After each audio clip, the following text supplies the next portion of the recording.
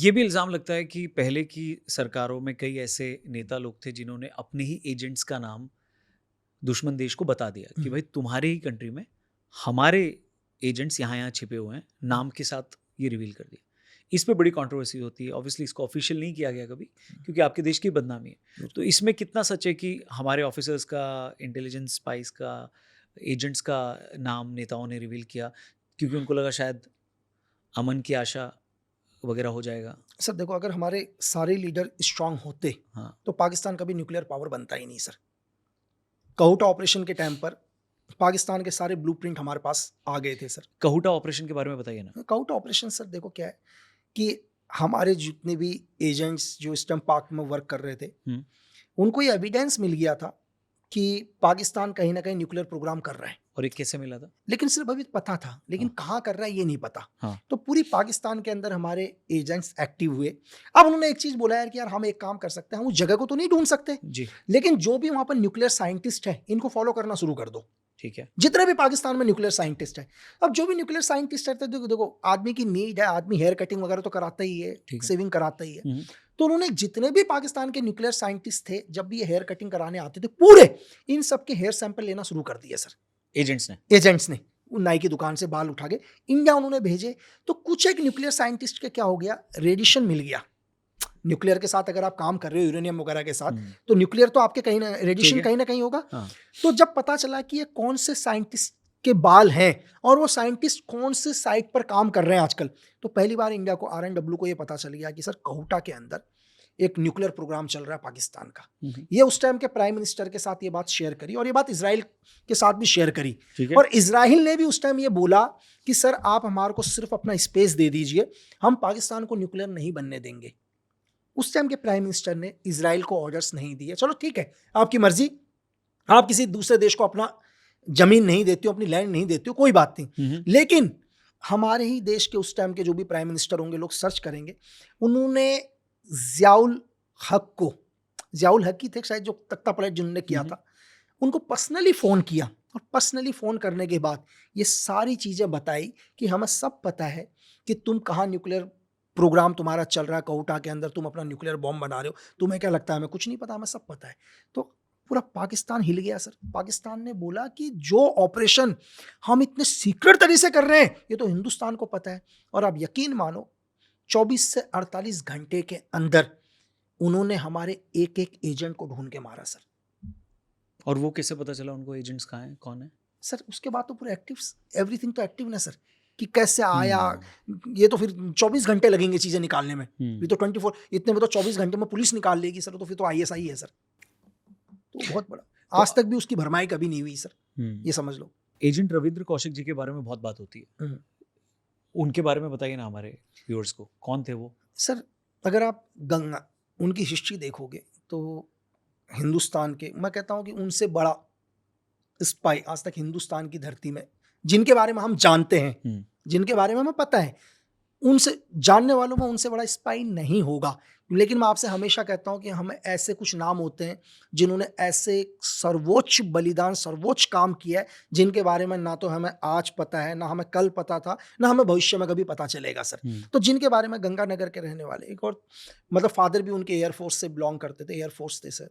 और एक artist, theatre artist बहुत बढ़िया सर, मतलब एक्टिंग का ये वो चीज़ है। तो पहली बार जब वो एक थिएटर कर रहे थे हुँ, पंजाब के हुँ। अंदर, तो हमारे उस टाइम के आरएनडब्ल्यू के कुछ सीनियर लोगों ने उनका वो देखा, तो उन्हें लगा कि उनमें देशभक्ति का ये चीज़ करके शायद और उस जस्ट आरएनडब्ल्यू उस टाइम स्टार्ट ही हुई थी, हुँ। रामेश्वर नाथ काउसन ने उस टाइम स्टार्ट ही करा था, श्री नारायण नेक्स्ट, मुझसे नाम दिमाग से उतर रहा है, सेकंड यूनिट डायरेक्टर। तो देन इन्हें रिक्रूट किया गया आरएनडब्ल्यू के अंदर, हुँ, हुँ। इन्हें पाक भेजा गया सर। पूरी ट्रेनिंग देने के बाद 2 साल पाक में इन्होंने लॉ की पढ़ाई करी, वहाँ कमीशन लिया सर। वहाँ कमीशन लेने के बाद वहाँ की मेजर रैंक तक पहुँचे। मेजर रैंक तक पहुँचने के बाद हिंदू, मतलब ये समझ लो कि उस टाइम की तत्कालीन प्रधानमंत्री ने इनको ब्लैक टाइगर का भी, इंदिरा गांधी जी इंदिरा ने। गांधी जी ने नाम तक दिया सर। और एक हमारी एक, देखो दुनिया में हर जगह है, यहीं से कोई इन्फॉर्मेशन लीक हुई, ये नहीं बोलते कि हर आदमी अच्छा होता, अगर हर आदमी अच्छा होता तो हम धरती के सबसे सुपर पावर होते। हुँ। लेकिन पाक को ये तो पता चल गया था कि इंडिया का कोई ना कोई आरएनडब्ल्यू का आदमी उनकी आर्मी के अंदर है, ओके। लेकिन नहीं पता कौन है, कुछ नहीं पता नहीं, क्योंकि ये बात भी कि हमारे 2-3 लोगों को ही पता था कि वो ब्लैक टाइगर कौन है, हाँ। बाकी कोई नहीं और जानता। वो भी पीएम लेवल के वो लोग। पीएम लेवल, वो समझ लो आपकी आरएनडब्ल्यू के चीफ रामेश्वर नाथ काव सर हो गए, सेकंड शंकर नायर सर जो सेकंड यूनिट डायरेक्टर थे आरएनडब्ल्यू के, सिर्फ इन्हीं को पता था। And prime minister Indira Gandhi ji. Indira Gandhi ji. तो देन इन्हें भेजा गया। भेजने के बाद हो सकता है कि इंदिरा गांधी जी को तस्वीर भी ना दिखाई हो, ये भी हो सकता है सर, ओके। क्योंकि प्राइम मिनिस्टर तो 5 साल के बाद फिर चेंज हो जाएंगे। मेरी समझ रहे हो सर, ये गारंटी नहीं है कि इंदिरा गांधी जी को तस्वीर दिखाई गई हो। ठीक है, तो बस बताया गया इंदिरा गांधी जी को कि हमारे एक आदमी पाकिस्तान की आर्मी में कमीशन ले चुका है। उसके बाद इंदिरा गांधी जी ने उन्हें ये नाम दिया ब्लैक टाइगर। तो मैंने जैसे आपको बताया रामेश्वर नाथ काव सर, ठीक है, शंकर नायर सर, तो इन्हें नबी अहमद के नाम से इन्होंने एक नई आइडेंटिटी बनाई पाकिस्तान के अंदर, अपनी सारी आइडेंटिटी खत्म कर दे। लेकिन क्या हुआ, 1983 पर एक आरएनडब्ल्यू के एक एजेंट जिनका कोड नेम था इनायत, तो इनायत मसीहा कुछ नाम था इसी कोड नेम, उनको जब पाकिस्तान भेजा गया तो यहीं से एक इंफॉर्मेशन आउट कर दी थी। किसने? अब ये आज तक दुनिया में कभी डिस्क्लोज ही नहीं है सर किसने करी, पाकिस्तान की आईएसआई को, कि जिसको तुम इतने टाइम से ढूंढ रहे हो और तुम्हें शक है, अगर उस तक पहुंचना है तो इसको पकड़ो, इनायत को पकड़ो, इनायत को पकड़ो। अब इनायत को जब पकड़ा गया, पाकिस्तान आर्मी ने इनायत को जब टॉर्चर किया, तो इनायत को भी नहीं पता था कि रविंदर कौशिक सर की फेस कैसा है। अब आप समझ सकते हैं सर, उन्हें भी नहीं पता। आप आईएसआई के लिए एक चीज और कि उन्हें कैसे पकड़े, तो ये चीज था कि वो इनायत से कहां पर मिलने आने वाले हैं। तो इनायत को उन्होंने, आईएसआई ने अपने कंट्रोल में लिया पूरा का पूरा, और उसी जगह पर भेजा जहां पर रविंदर कौशिक सर इनसे मिलने आने वाले थे, नबी अहमद।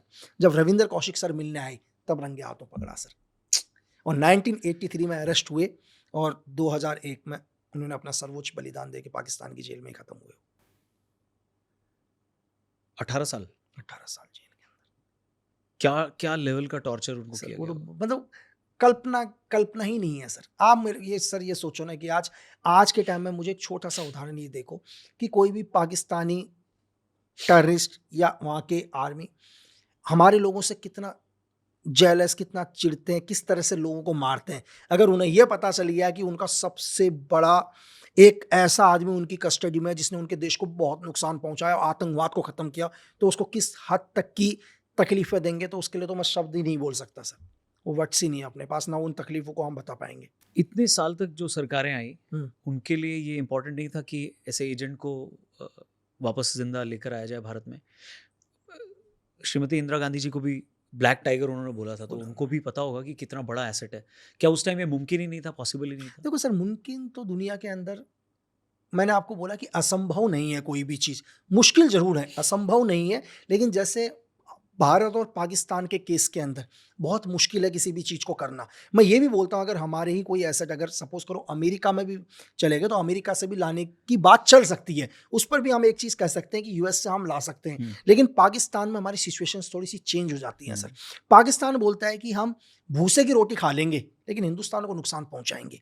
आप मेंटलिटी समझ रहे हो सर? एक आदमी बोलता है कि हमारी पूरी आवाम भूखी मर जाए, कोई बात नहीं, लेकिन क्या करेंगे, हम हिंदुस्तान को नहीं खाना खाने देंगे। तो उनकी सोच वो है। रविंदर कौशिक जी का एक स्टेटमेंट है, वो कितना सही है वो आप बताइए, कि अगर मैं अमेरिका में होता तो 24 घंटे में छूट जाता, लेकिन मैं क्योंकि भारतीय हूँ इसलिए मैं 17 साल भी नहीं छूटा। बिल्कुल सर, इसका एक उदाहरण आप ले सकते हैं, रेमंड एलन। ये सही स्टेटमेंट है क्या? ये लास्ट टाइम के उनके वर्ड्स थे। कौन? जो लास्ट टाइम के उनके वर्ड्स थे।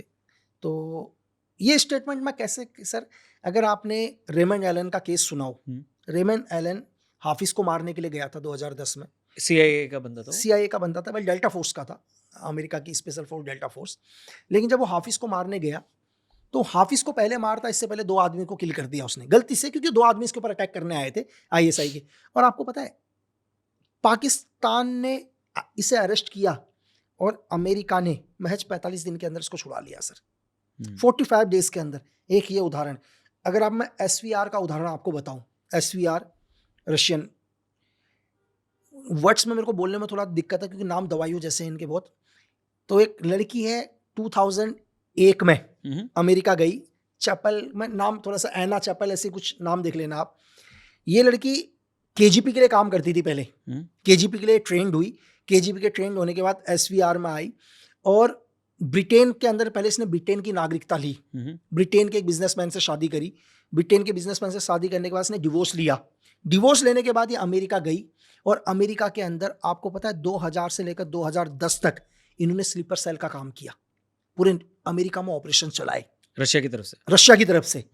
और अमेरिका ने इनको 2010 या 11 में अरेस्ट किया, एग्जैक्ट डेट मेरे को याद नहीं आ रही, और एक साथ आई थिंक 11 रशियन एजेंटों को अरेस्ट किया, एक साथ 11 दिन।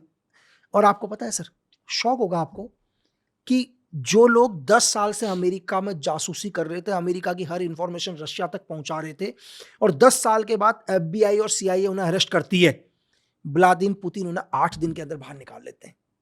आज भी वो रशिया के अंदर है सबके सब, और आज तो वहाँ की बहुत बड़ी सेलिब्रिटी है, वो टीवी होस्ट भी करती हैं, लेकिन 8 दिन के अंदर अपने 11 एजेंटों को निकाल दिया सर। बट फिल्मों में तो इतना दिखाते हैं कि अमेरिकन रशियंस को छोड़ते नहीं है, उनके पीछे रहते हैं, मार भी देते हैं। हाँ, लेकिन कैसे हुआ ये? फिर अभी क्या कहते हैं, व्लादिमीर पुतिन ने बोला कि मेरे 11 एजेंट मुझे चाहिए, चाहे इसके बदले में तुम्हारे 3-4 एजेंट दे दूंगा। जो रशिया की जेलों में उनके 4 एजेंट थे, जिसमें से 2 MI6 के थे, 2 CI के, उन चारों को रशिया ने वापस कर दिया, लेकिन अपने 8 दिन के अंदर अपने 11 के 11 एजेंट लेकर गया सर। इसमें पढ़ना, लोग जो भी देख रहे होंगे सर्च कर लेना एक बार, आपको पता चलेगा। इस ऑपरेशन का नाम था operation ghost. Okay. Operation ghost के नाम से बहुत फेमस है।